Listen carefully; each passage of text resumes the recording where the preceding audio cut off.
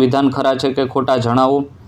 શહેરી વિસ્તારની મહિલાઓ ઉનાળામાં પાણી માટે આંદોલન કરે છે, ખરું।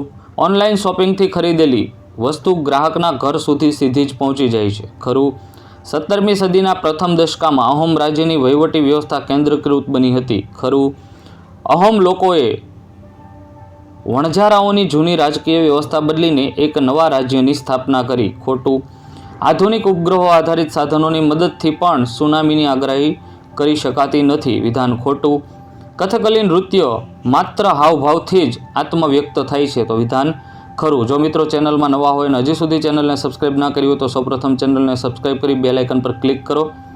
યોગ્ય વિકલ્પ પસંદ કરીને ઉત્તર આપવાના છે। તો સૂફી આંદોલનના મહાન સૂફી સંત તરીકે કોણ પ્રખ્યાત બન્યા હતા? તો મોઇનુદ્દીન ચિશ્તી। શંકરાચાર્યની માતાનું નામ શું હતું? અંબાબાઈ। સંચાર માધ્યમમાં કયા સાધનનો દર મૂલ્ય સૌથી ઓછું છે? પોસ્ટકાર્ડ। 15મી સદીમાં શીખ ધર્મની સ્થાપના કોણે કરી હતી? ગુરુ નાનકે। નીચેનામાંથી જાહેરાતનો ગેરફાયદો કયો છે? તો જાહેરાતનો ખર્ચ ગ્રાહકે ભોગવવો પડે છે। કયા નૃત્યમાં શરીરની ગતિ ધીમી હોવાથી તેને ભારતમાં અન્ય નૃત્યોથી અલગ માનવામાં આવે છે? તો મણિપુરીમાં। જો મિત્રો વિડીયો પસંદ આવતો હોય તો વધુમાં વધુ મિત્ર સર્કલ સુધી શેર કરો, જેથી એ પણ ખૂબ જ પરીક્ષામાં સારા એવા માર્ક્સ મેળવી શકે। ખાલી જગ્યા પૂરો। મિત્રને શુભેચ્છા આપવા ખાલી જગ્યા કાર્ડનો ઉપયોગ થાય છે, તો ગ્રીટિંગ। ખાલી જગ્યાના શિષ્યો શીખ કહેવાતા, ગુરુ નાનક। નરસિંહ મહેતાએ ખાલી જગ્યા અને ખાલી જગ્યાનો વિરોધ કર્યો હતો, તો છૂતાછૂત અને જ્ઞાતિભેદ।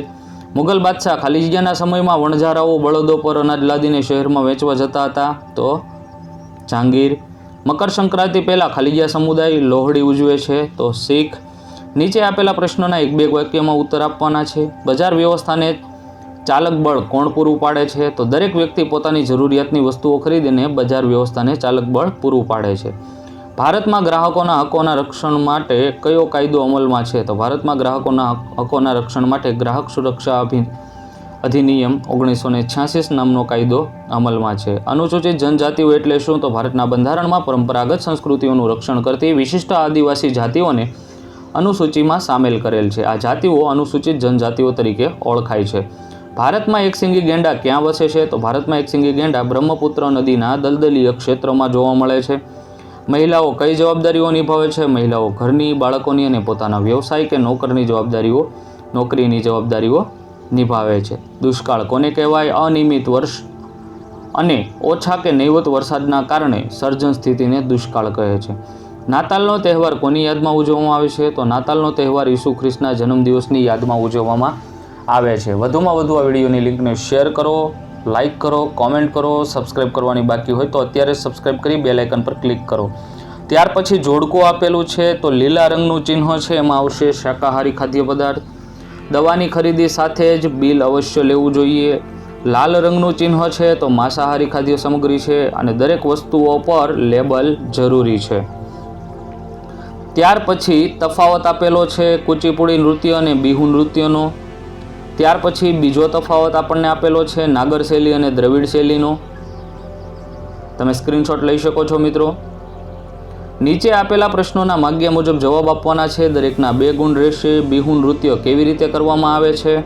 ઉલ્લાસ વ્યક્ત કરવા માટે સ્ત્રી પુરુષો પરંપરાગત પોશાક પહેરીને બિહુ નૃત્ય કરે છે। આ નૃત્યમાં હાથ પગનું હલનચલન, ગતિ અને સમૂહ નિર્માણનો મહત્વનો ભાગ ભજવે છે। આ નૃત્યમાં ઢોલ, વાંસળી અને પેપા એટલે કે ભેંસના શિંગડામાંથી બનાવવામાં આવેલ એક વાદ્ય જેવા વાદ્યોનો ઉપયોગ કરવામાં આવે છે। કારણો આપો। અહોમ સમાજ સુસંસ્કૃત સમાજ હતો, તો અહોમ સમાજ કવિઓ અને વિદ્વાનોનું જમીનનું દાન આપતો હતો। સમાજમાં નાટ્ય પ્રવૃત્તિને પ્રોત્સાહન આપવામાં આવતું। એ સમયે સંસ્કૃતની મહત્વની સાહિત્યિક રચનાઓમાં અહોમ ભાષામાં અનુવાદ કરવામાં આવતો। બુરંજી નામની ઐતિહાસિક કૃતિને પહેલાં અહોમ ભાષામાં અને પછી આસમી ભાષામાં લખવામાં આવતી હતી। ઉપરયુક્ત બાબતોના આધારે કહી શકાય કે અહોમ સમાજ સુસંસ્કૃત હતો। જંગલનું પર્યાવરણીય મહત્વ જણાવો। તો જંગલનું પર્યાવરણીય મહત્વ આ મુજબ છે।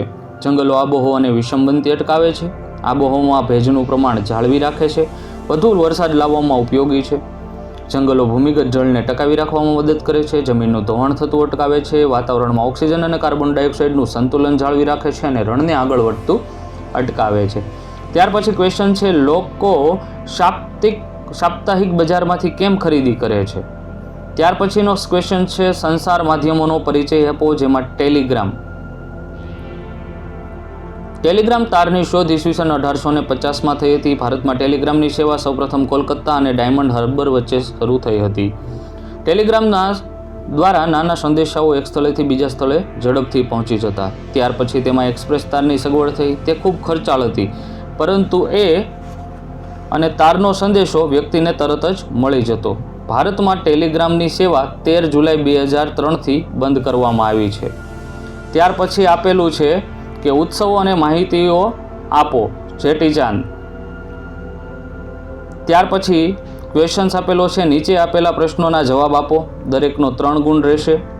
પરિચય આપો. દેવી પૂજક. દેવી પૂજક એ ગુજરાતની વિમુક્ત જાતિ છે. તે ગુજરાતના મોટાભાગના વિસ્તારોમાં જોવા મળે છે. તે મુખ્યત્વે શાકભાજીનું ઉત્પાદન અને તેનો વેપાર કરે છે. આ ઉપરાંત તે કેટલાક પરંપરાગત વ્યવસાયો કરે છે.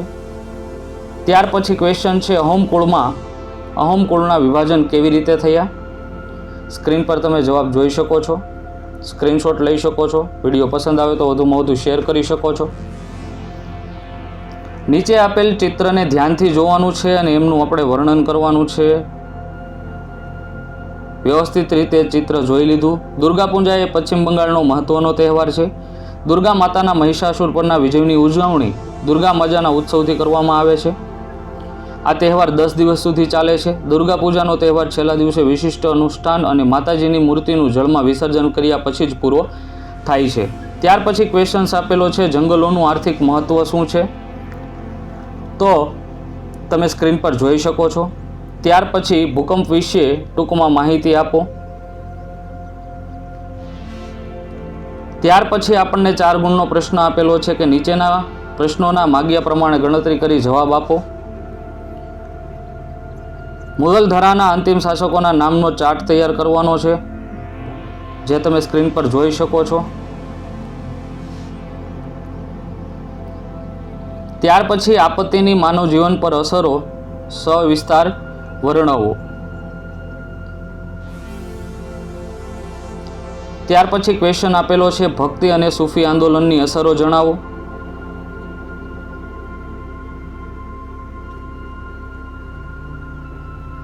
ત્યાર પછી ક્વેશ્ચન્સ આપેલો છે. નીચે આપેલા શબ્દ ચોરસમાં નૃત્ય ઉત્સવ અને મેળામાં નામ આપેલા છે, તમે જોઈ શકો છો. જેમાંથી આપણે ગોતીને વ્યવસ્થિત રીતે નૃત્યો, ઉત્સવો અને મેળાઓ છે એની અંદરથી જ આપણને શબ્દ આપેલા છે, જે આપણે ગોતીને લખવાના છે.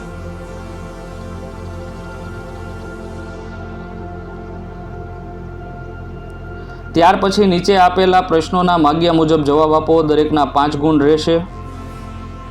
18મી સદીના ભારતીય રાજકીય સ્થિતિનો ચિતાર આપો.